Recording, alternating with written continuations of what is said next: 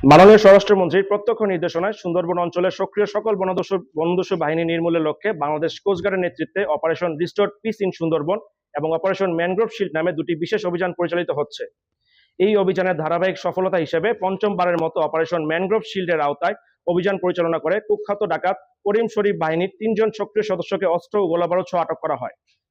গোপন তথ্যের ভিত্তিতে জানা যায়, সুন্দরবনে কুখ্যাত ডাকাত করিম শরীফ বাহিনীর সদস্যরা বাগেরহাটের শরণখোলা থানাধীন সুন্দরবনের শ্যালা নদীর মোরা চানমিয়া খাল সংলগ্ন এলাকায় অবস্থান করছে।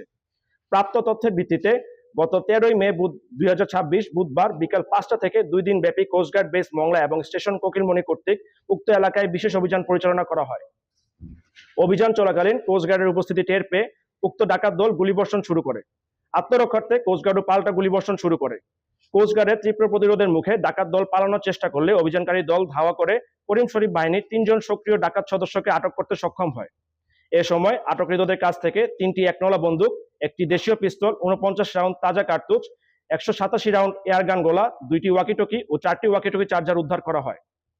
আটককৃত ডাকাত মোহাম্মদ মেহেদী হাসান ও মোহাম্মদ রমজান শরীফ বাগেরহাট জেলার মোড়লগঞ্জ থানা এবং মোহাম্মদ এনায়েত ফরিদপুর জেলার ভাঙ্গা থানার বাসিন্দা। প্রাথমিক জিজ্ঞাসাবাদে জানা যায়, তারা দীর্ঘদিন যাবৎ সুন্দরবনে করিম শরীফ বাহিনীর সক্রিয় সদস্য হিসেবে ডাকাতি এবং সাধারণ জেলে ও বাওয়ালীদের জিম্মি করে মুক্তিপণ আদায় করে আসছিল।